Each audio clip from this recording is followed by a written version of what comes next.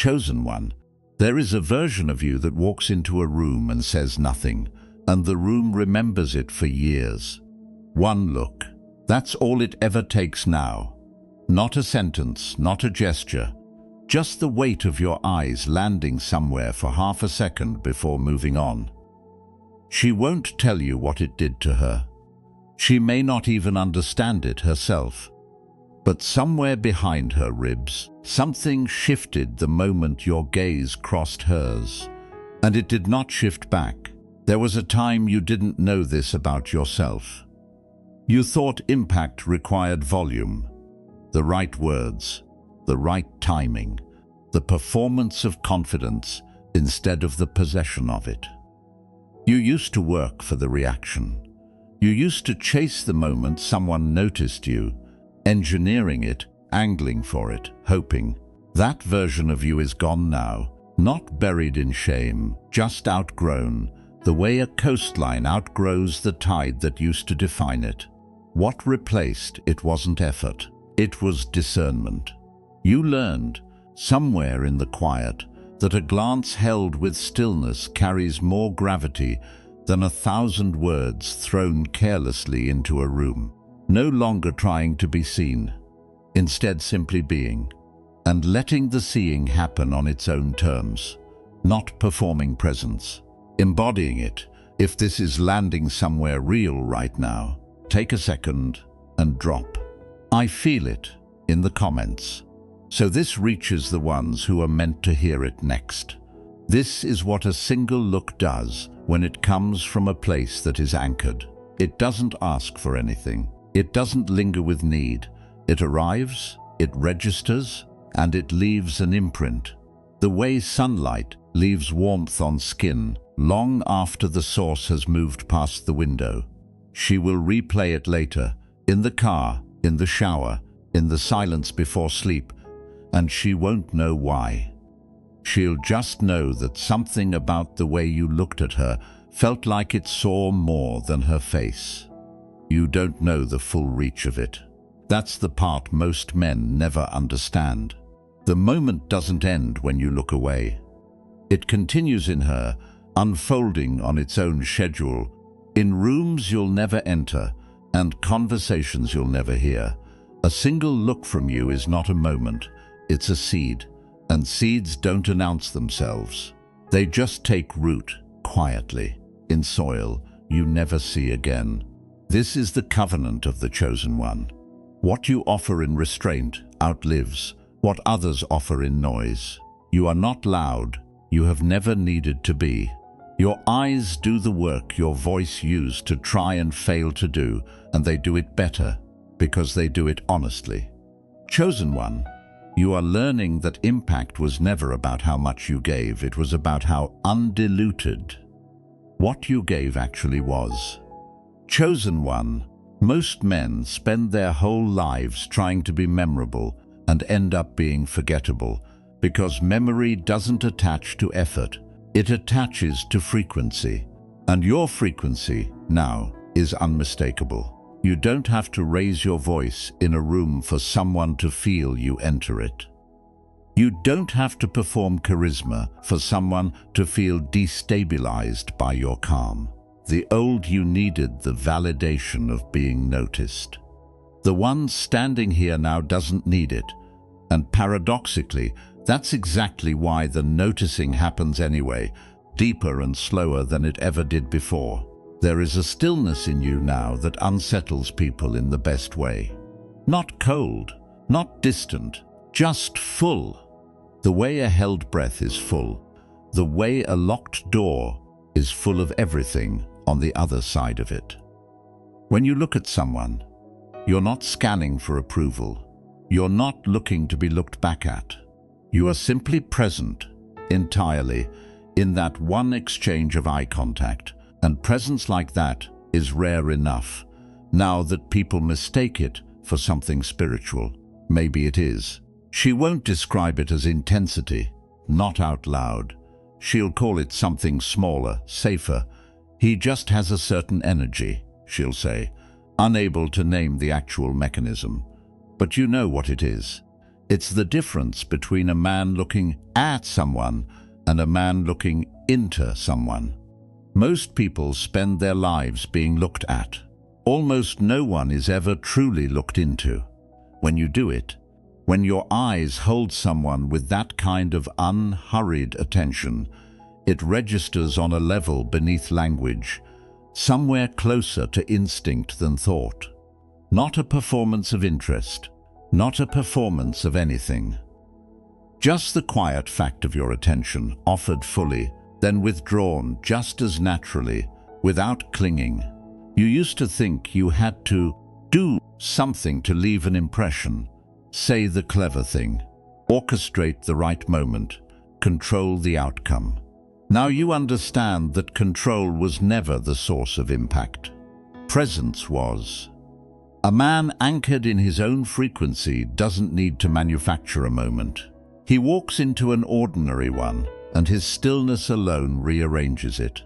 This is why she'll think about it later and not know why. Not the words you said. She may not even remember those. She'll remember the way it felt to be seen by you, briefly, completely, and then released. That release is part of the impact. You didn't hold on. You didn't need to. Real gravity doesn't grasp. It simply exists, and things fall toward it on their own. Chosen one, the man who needs to be remembered, is forgotten quickly. The man who doesn't need anything from the room is the one the room can't stop thinking about. Hit subscribe now, because what's coming next in this one goes even deeper than what you've heard so far. You won't want to miss it. Chosen one. There is a particular kind of silence that follows a glance, held a half-second too long, not awkward, not accidental, but deliberate, in a way that neither of you will name. That silence is doing more work than conversation ever could. Words can be prepared, rehearsed, softened for effect. A look cannot lie the same way. It arrives raw. Whatever is underneath it, exposed for just a moment before you look away. And that rawness is precisely what makes it unforgettable. You didn't used to understand this. You used to fear that kind of exposure, the vulnerability of being truly seen while seeing someone else in return. So you looked away first, always, protecting something in yourself that you hadn't yet learned to trust. That fear built walls disguised as confidence, busy hands, busy mouth, eyes that never quite settled anywhere for long. It looked like ease. It was actually avoidance. What sits in you now is different. Not the absence of vulnerability, but the mastery of it. The willingness to hold someone's gaze without flinching, without needing the moment to resolve into something safer. That willingness is rare enough now that it reads instantly as strength, not because it's loud, because it's unshaken. She feels the difference immediately, even if she can't articulate it. Most eye contact today is transactional, distracted, a formality on the way to the next sentence. Yours isn't. When you look at someone, you're not checking a box on the way to talking. You're simply there, undivided, unhurried, entirely inside that one shared second. People aren't used to that anymore. It disarms them before a single word gets spoken. This is the quiet power the title of your life keeps circling back to. Not what you say, not what you do, but the moment your attention lands somewhere and stays a beat longer than expected. That beat is where the impact lives, not in effort, in restraint held just long enough to be felt. You are not aware, most days, of how many people carry a version of that moment with them afterward, replaying it, wondering about it, unable to place why it mattered. You've moved on, you always do, but something you didn't even try to leave behind is still sitting in someone else's memory, taking up more space than you'll ever know, because you never chased the impact. You simply became a man whose stillness makes impact inevitable. Chosen one, the deepest kind of impression isn't the one you engineer. It's the one that happens. Because you stop trying to engineer anything at all. It happens because the trying itself was the thing standing in the way. The room doesn't remember effort. It remembers the moment effort disappeared and something realer took its place. And that's the moment your eyes found hers, or found the room, or found nothing at all, except the simple fact of being fully where you were. There's no performance to reverse engineer. There's no line to borrow. There's just a man who stopped auditioning for his own life and started living it. And something about that unbothered fullness is the thing people can't stop circling back to in their minds. Chosen one, you have to understand what discernment actually costs a man before it starts paying him back. It costs the applause. It costs the easy validation of being loud enough to be noticed by everyone. Most men trade their whole presence for that, scattering their attention across every room, every conversation, every person who might confirm they matter, and in doing so, they dilute the one thing that could have made them unforgettable. You stopped doing that. Somewhere along the way, you learned that a look given to everyone is worth nothing, and a look given rarely, fully, and without agenda is worth everything. This is why the ones who receive it don't forget it.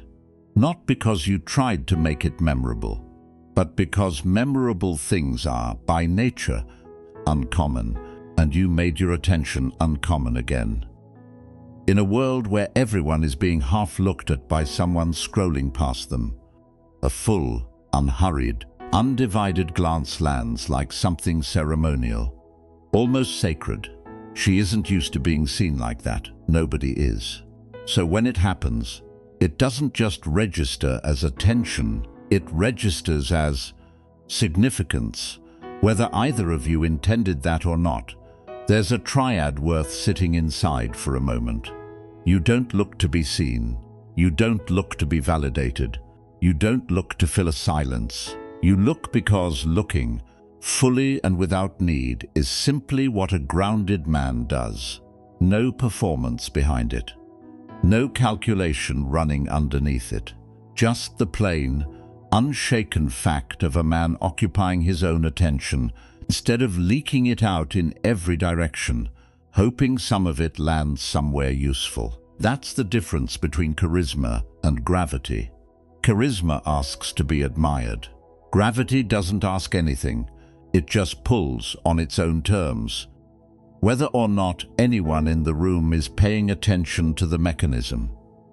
You are not performing gravity. You have simply stopped resisting it, and now it moves through every look you give, whether you're aware of it in the moment or not. Chosen one, somewhere out there right now, someone is thinking about a version of you they only saw once. Not the words. Not even your face in detail.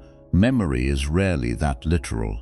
What she's replaying is a feeling, the residue of a moment she can't fully explain, and residue like that doesn't fade the way conversations fade. It settles. It becomes part of the emotional furniture of a day she'll otherwise forget completely. This is the part most men will never understand about impact, because they're too busy chasing the visible kind. The compliment, the phone number, the immediate proof that the moment landed. You've released that need. You don't require proof anymore, because you're no longer performing for an outcome. And strangely, releasing the need for proof is exactly what makes the proof show up anyway. In forms you'll rarely see. A person who thinks of you at an unexpected hour. A stranger who remembers your eyes longer than they remember your name. A room that goes quieter than usual. The moment you walk into it, and no one can say why. You don't need the confirmation. The confirmation isn't why you do it. You do it because this stillness, this restraint, this quiet accumulation of undeniable presence is simply who you've become when nobody's asking you to be anything else. And that unwatched version of you, the one that exists in rooms with no mirror and no audience, is the one leaving the deepest impact of all, because it's the only version that was never built to be seen in the first place.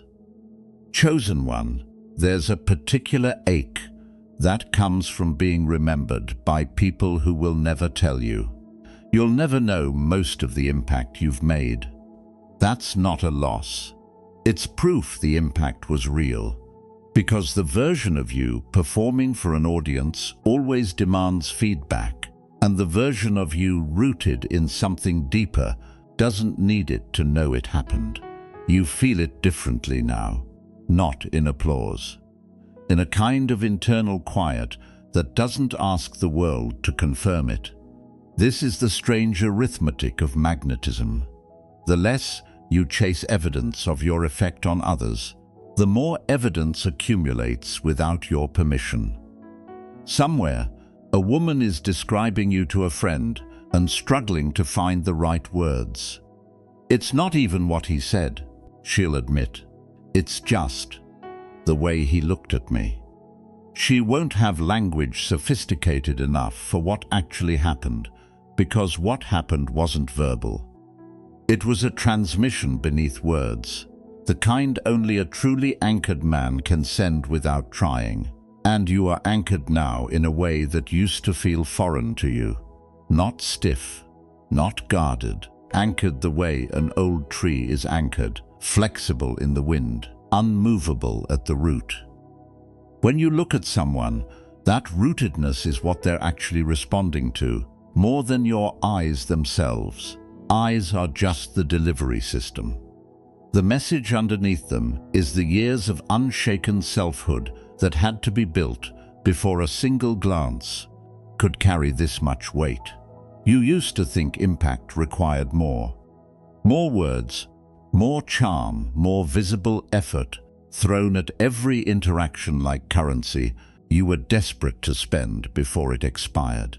Now you understand that the currency was never meant to be spent freely.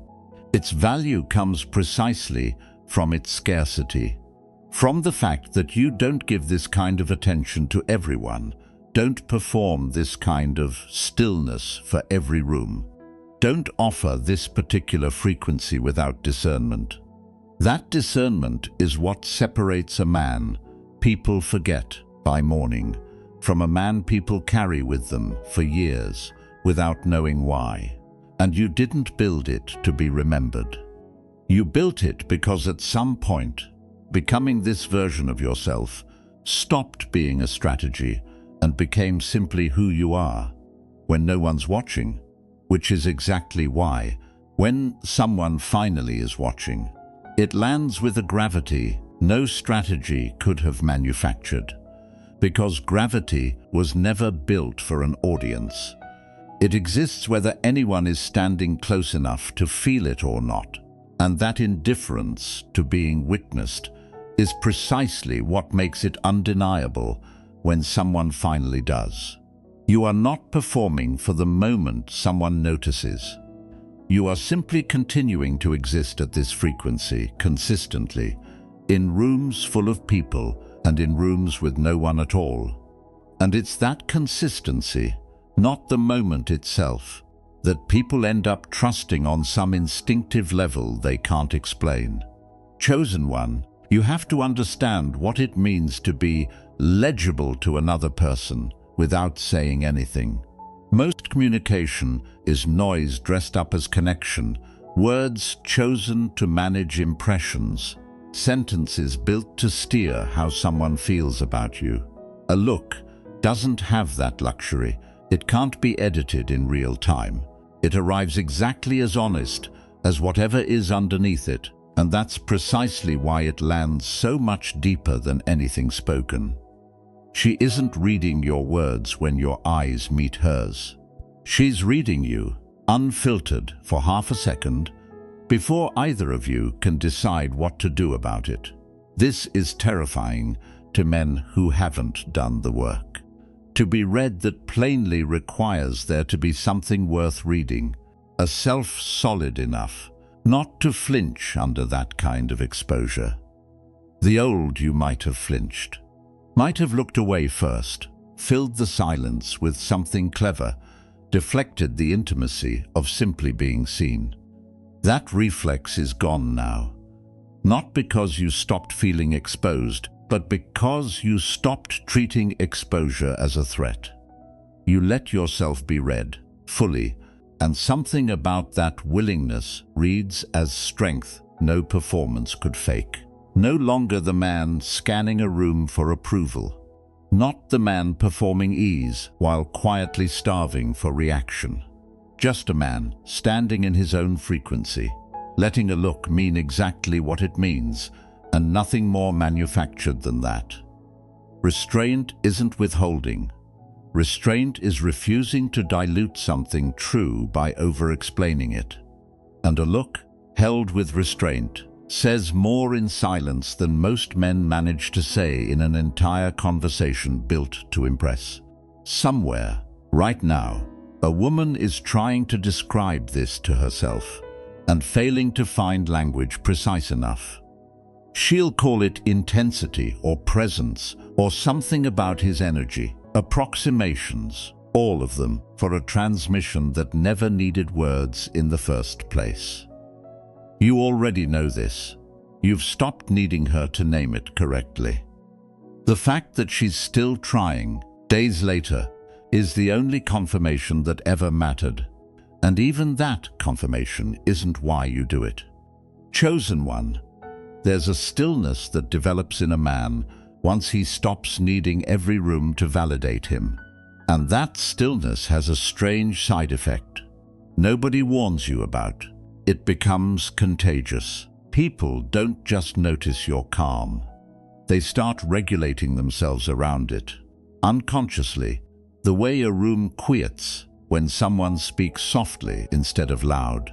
Your eyes carry that same effect now. A look from you doesn't provoke, it settles. It doesn't demand a reaction.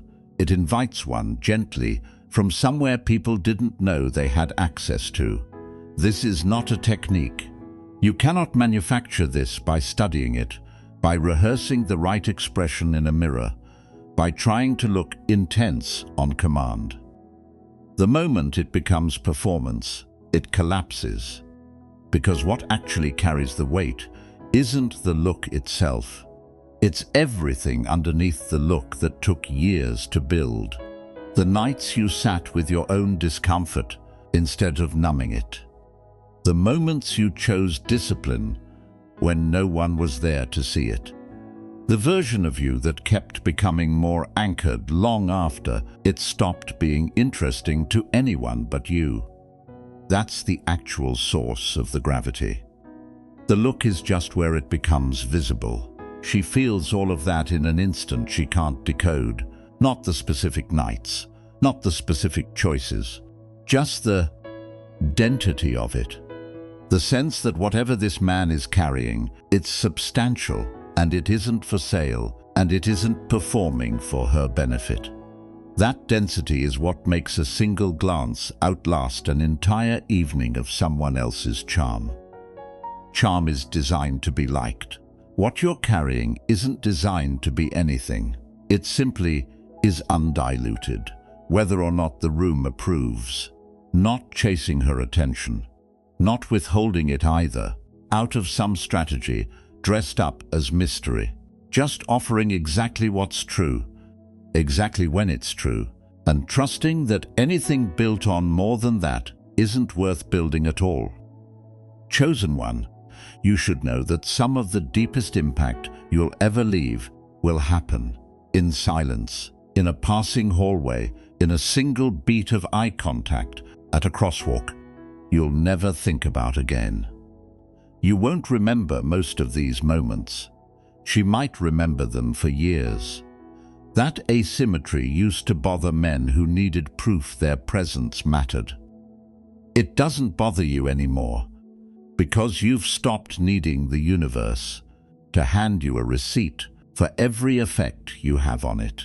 This is what it means to move through the world as someone whose presence doesn't require witnesses to be real. A tree doesn't need someone watching it grow to actually grow. Gravity doesn't pause when no one's measuring it. And you don't need confirmation anymore that a look meant something, because you already know, in the stillness underneath every interaction, exactly what you're carrying and exactly what it does when it meets another person's attention, even for a second, before it moves on into whatever it becomes in her memory afterward. Unattended by you, growing on its own terms in soil you'll never revisit. That's the part that used to unsettle you, the not knowing, the loss of control over what happens to your impact once it leaves your hands. Now it doesn't unsettle you at all. You've made peace with the fact that a real impression is never yours to manage after the moment ends. You plant it, you walk on. What grows from it is none of your business anymore, and that release is its own kind of mastery. Chosen one, think about how rare true attention has become in a world engineered to fracture it. Everyone is half present now. One eye on a screen, one ear on a notification, one foot always out the door of whatever moment they're actually standing in. So when a man gives someone his full undivided attention, even briefly, it doesn't just feel nice. It feels almost disorienting, like stepping into a room that's been soundproofed against everything you're used to. She isn't prepared for that kind of stillness. Almost no one is anymore. This is why the look lands the way it does. Not because it's dramatic, not because you're trying to be intense. It's simply undiluted, the rarest thing a person can offer another person now, full presence with no fraction of it siphoned off elsewhere. You learned this the hard way, through years of scattering your own attention across a dozen distractions and wondering why nothing you gave anyone ever seemed to matter. It didn't matter because it was never whole. What you offer now is whole. And wholeness, in an age of fragments, reads as almost supernatural, no longer distracted while pretending to listen, no longer performing interest while your mind runs somewhere else entirely, no longer offering someone half a man while calling it presence. What she receives now, in that single look, is the entire weight of your attention, uncompromised, and something in her recognizes instantly that this doesn't happen to her often, maybe ever, and the rarity alone does half the work. You don't calculate this, you've stopped calculating most things. But the effect is consistent, regardless of intention, because presence this whole doesn't require intention to land. It lands because it's simply, undeniably there. The way weather lands on skin, whether or not you were thinking about the sky. Chosen one, there's a kind of man who tries to build magnetism from the outside in. Better posture, sharper eye contact, a rehearsed stillness copied from someone else's version of confidence. It never quite works, because people can sense the seams. What you've built is the opposite. It grew from the inside out, from years of quiet decisions nobody applauded. Until one day the posture and the eye contact and the stillness weren't techniques anymore. They were just symptoms of who you'd become. That's the difference between a man performing gravity and a man who simply has it. She can tell the difference, even if she can't explain how. Performed confidence has a texture to it, slightly too smooth, slightly too aware of itself. What you're carrying doesn't have that texture. It's rougher, quieter, less concerned with being admired than with simply being accurate. And accuracy, it turns out, is more magnetic than polish ever was. People are exhausted by polish. They're starving for something real, even if real is less comfortable, even if real doesn't flatter them the way performance does. This is what a single look from you actually transmits, underneath everything else. This man isn't managing an impression right now. That fact alone, in a world saturated with impression management, is enough to make an ordinary moment feel significant. Not because you tried to make it significant, because you stopped trying to make anything at all. And what was left when the trying disappeared turned out to be the most compelling thing about you. Chosen one, you're going to keep leaving impressions you'll never witness the aftermath of, in rooms you won't remember, on people whose names you may never learn. That's not a loss. That's the actual scale of what you've built. Something too large now to be contained inside your own awareness of it. A man who needs to track every impact he makes is still a small man, still counting, still keeping score. You stopped keeping score somewhere along the way, and the moment you did, the impact only widened. The moment you did, the impact only widened, spreading into corners of other people's lives you'll never be invited back into, settling in places you'll never think to check. This is what it means to stop being small about your own effect on the world. Small men need to see the ripple to believe it happened. You've stopped needing to see it. You just keep dropping the stone, trusting the water to do what water does. Chosen one, there's a particular kind of woman who will remember you specifically because you never asked to be remembered. Every other man in her life has, in some way, angled for her attention, through effort, through charm, through the visible machinery of trying. You didn't. You simply passed through a moment fully, without asking anything of it, and something about that absence of need is what carved the impression deeper than any effort could have. People don't remember the men who chased them.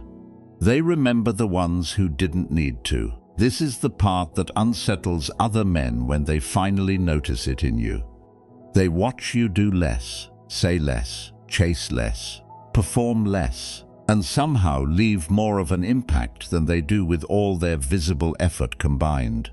It looks unfair from the outside. It isn't unfair. It's just the natural result of years spent building something real instead of something impressive. Impressive fades the moment the performance stops. Real doesn't fade, because real was never a performance to begin with, not trying to be unforgettable, not trying to be memorable, not trying at all.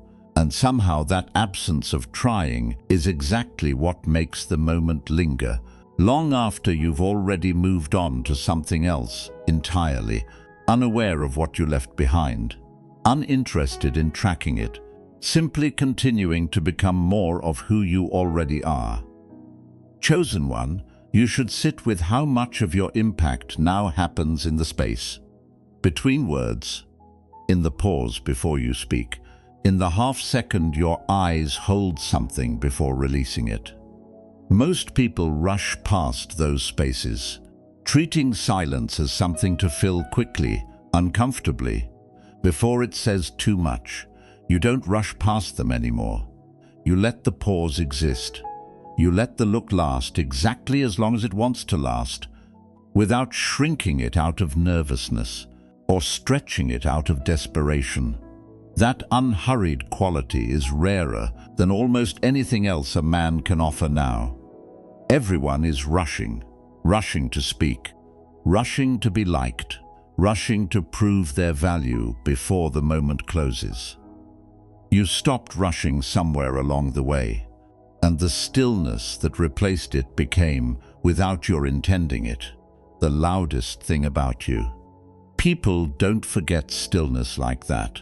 It stands out precisely because it refuses to compete for attention the way everything else does. She'll notice it before she notices anything you say. The unhurried way you hold a look, the absence of nervous energy underneath it, the sense that you're not waiting for the moment to end so you can move on to something more comfortable. That patience, more than any single word, is what tells her this man isn't performing. He's simply present entirely, in a way almost no one else bothers to be anymore. And that is the truth this whole reflection has been circling from the very first line. The look was never the small thing you thought it was. It was never just a glance, never just a passing second between two people in an ordinary room. It was a transmission of stillness, of restraint, of a self so anchored it didn't need to say a single word to be understood. You have spent this time becoming a man whose presence speaks before his voice ever does. And that is not a phase, not a technique, not something you switch on for the right occasion. It is who you are now, in the quiet and in the crowd, seen and unseen alike. Chosen one, this is who you've become. Not by chasing impact, but by finally becoming someone worth being impacted by. Carry that. Let it settle into the way you walk into every room from here forward, unhurried, undivided, unshaken. If this spoke to something in you, let it be known. Drop a comment below with the word chosen, so this message finds the ones who need it next. Subscribe if you're ready to keep walking this path, because there's more waiting for you here. And before you go, take 30 seconds right now to speak this into your life. I am seen. I am felt. My presence leaves what words cannot. Manifest it. Believe it. Become it.